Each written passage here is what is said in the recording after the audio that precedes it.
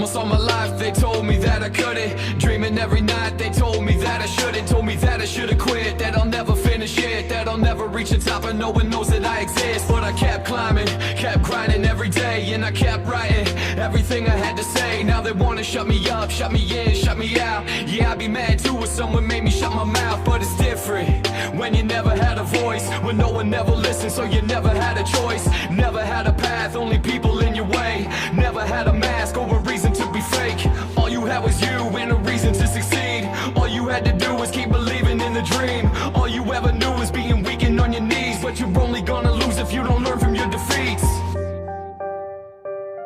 Yeah, gotta make the world know my name. I've got my head in the clouds, my feet on the ground. Yeah, I'm standing out and I am not afraid. With my head in the clouds, never looking down.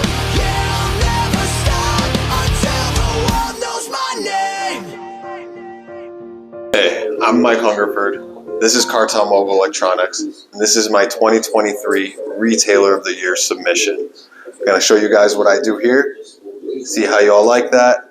Hopefully there's some good stuff and you think we're deserving of one of the top spots in this thing. Thank you for watching. Let's get at it.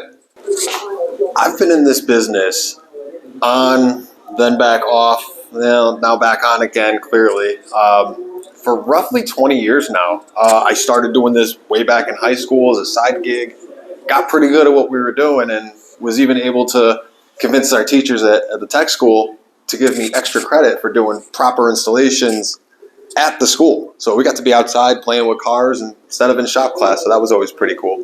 I've been at this location since 2016 when I was hired by the previous owner. We then took over the location a short 6 months later in 2017, and we've been here ever since, going strong.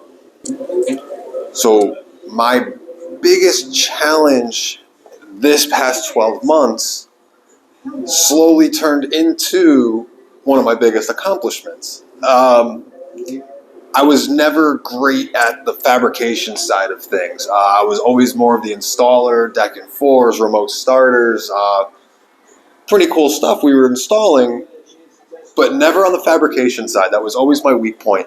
And over the past 12 months, I've taken some steps to really learn that better, between going down to the expo down there in Arizona, going to the different dealer trainings that we have here locally, and even the mobile solutions, the Knowledge Fest here. There's a lot of training. There's a lot of learning, and then a lot of hands-on back here in the Bay applying what we've learned. We had the opportunity to do 2 separate cars for our local dealer show for the distributor, and the biggest challenge of that was trying to apply stuff that I had learned almost immediately from getting back from the training. It was almost 2 weeks later, but I think we nailed it. It came up pretty good. The car had great reviews at the show by the manufacturer it was for, and by other guys like myself that happened to have been there and seen it. So that was my greatest accomplishment, was overcoming that I'm just going to install this box and amp, to actually fabricating some really nice, cool custom stuff. And I'm in the process of doing my truck to the gills, like soup to nuts. This thing is getting everything. Every piece is one-off, handmade. So I'm still learning as I go with this, which is now becoming my biggest challenge again of the year. My coworkers would absolutely describe me as particular. I like everything to be just such a way in the car. It's not going to leave here otherwise. I've even taken extra time to go back and change stuff after looking at it that I didn't really like. It's just a wire flow or even something simple. It doesn't matter. Very peculiar at what leaves here, very particular about what leaves my hands and what has my name and my shop's name on it, sometimes quite literally. My installation specialty would be a cross between what we call a OEM plus and just completely hidden.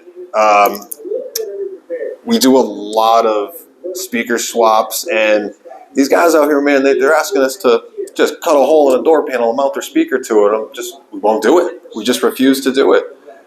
So they wind up elsewhere, and we see the cars back here eventually for fixes and replacement parts. We also do a lot of remote starters. Oh my God, countless remote starters. I think I did close to 800 last year by myself here. So that's another aspect where it needs to be clean. It needs to be installed properly. I don't know how many guys out there put a lifetime warranty on their labor, but we do. So I am not one that likes to work for free. So I'm going to make sure the first time this thing goes in, the connections are done properly. They're all military spliced, soldered when necessary. Everything has a good wire flow with the OEM wires. They can move if it's on a till. And that's my specialty, is just getting it in there properly, getting it in there the first time, and not having to go back in and redo my stuff. Not happening. You know, I think I had said this almost same thing last year's about what I want the customer to remember about the installation process. There's very few, very select customers that we work hand in hand with while the car is here. So if we're talking strictly during the installation process, while their car is in my hands, they don't really have to remember anything. All they need to remember is that their sales process was smooth, that myself and my staff, we were knowledgeable, we knew what we were talking about, we got the right parts into their car, and it worked right. And they don't need to think about me for 6 to 8 months necessarily if everything's working properly in their car, until maybe they want to do more. And then they're like, oh, you know what, I had a great time over there. Everything went so smooth, I'm going to go back there. That's when we need them to remember me. And that's when we need to have them remember the process. So my influences, I think it's pretty well known that you've got guys like Brian and Mark and Tom that influence everybody. I mean, how could you not be? So instead of speaking on that, I'm going to speak on my guys that are more local to me, that have really influenced myself and my shop here in the past 5-6 years. In no particular order, we've got BJ Curcio, Milton Benavides, and James P. Smith. These three guys have been absolutely instrumental in helping us expand and helping me learn and grow. Milton and BJ are just phenomenal installers. I constantly reach out to them and maybe ask for an advice like, hey, how would you do this? How would you do that? They've literally had hands-on help with me, for me in some of the builds we've done. Milton builds our enclosures here because he's really good at it. You know, that's one thing they specialize in. So it saves me time. We make more money that way as well, which is great. But between him and BJ down there, BJ is just so good at what he does. There's no reason that I wouldn't be influenced by that. And then you have James up there at Act Audio. He's influenced me more as a business owner than installer. But at the same time, it's also influenced me as an installer because he's showing me ways that once I get the right help and the right people in place, that I can kind of take a step back and pick and choose what jobs I want to install. And I have the more free time to work on the bigger projects. So that's also been a huge influence. And I've yet to implement some of this stuff, but we're getting there and we're definitely working towards it. Why I feel I should be one of the top 50 installers. Frankly, as an installation award, an installation aspect, every car is leaving here properly. They're getting speaker adapters when they need speaker adapters. The connection styles are proper. My installations are clean. My installations are neat. Lately, we've been doing the laser work. That's brought a whole nother aspect into these jobs. Not only for some cool custom stuff, but even simple things like speaker adapters. I can literally print one and then take it over to the router and duplicate it. It's a much easier process. It's much quicker. And another reason I feel I should be a top installer is the constant need to be learning. We attend all these trainings. There's not a day that goes by when I don't try to learn something new or do something a little bit better than I did the last time we did it. Always striving to just get to that next level and get to that next step. The continued education is huge. I do need to redo my certifications. I got you. We'll get onto that. But we are MECP certified here.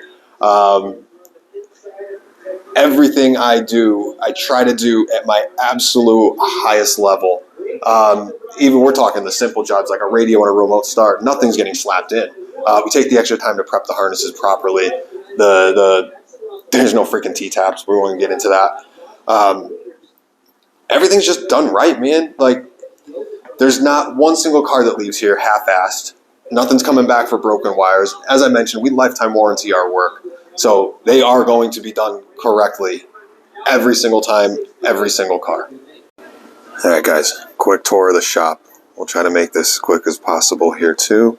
We'll start over here, the tuning car. Oh, no, we'll start with Jasper. Hey, sweetie. Say hi. No? Okay. So, tuning cart with a laptop, RTA on there, bunch of Metra inventory. Over here is our storage cabinet. Keep all the installation supplies nice and organized. Even got like one on the front, so at a quick glance we can see what's actually in there. Whatever other adapters and stuff we might need is all in here, and then any additional hardware. Oh, and these things here, these are great. These are beam clamps. If any of you guys are doing underbody kits, actually you'll go right onto the pinch weld and make a nice little shelf right here for the LED bars. Pretty nifty. Got the toolbox here, little testing station, all the drills and nice battery tools up here, tapes, adhesives, we keep all that stuff there nice. All my diagnostic and testing equipment, pretty much one of everything. Any installation supplies. I'll show you the message drawer if we want to keep it real. There's all the looms and the other stuff. I'm sure not many others look much better than that, but it works. We got the laser over here. This little project I'm working on for the truck, for my personal vehicle. Hopefully I'll have this done and be able to show some finished pictures of this one. It's going to be cool if it works. Over here we got the router setup, router tables. What other stuff I have up there? Router table we built in-house with its own dust collection built right in with the vacuum. All of our inventories. A pile of stuff that's going to be going into my truck soon. All the materials, everything. This is a hefty one. Door chime. Don't mind that. There's our staging shelf for all the jobs coming up for the next week.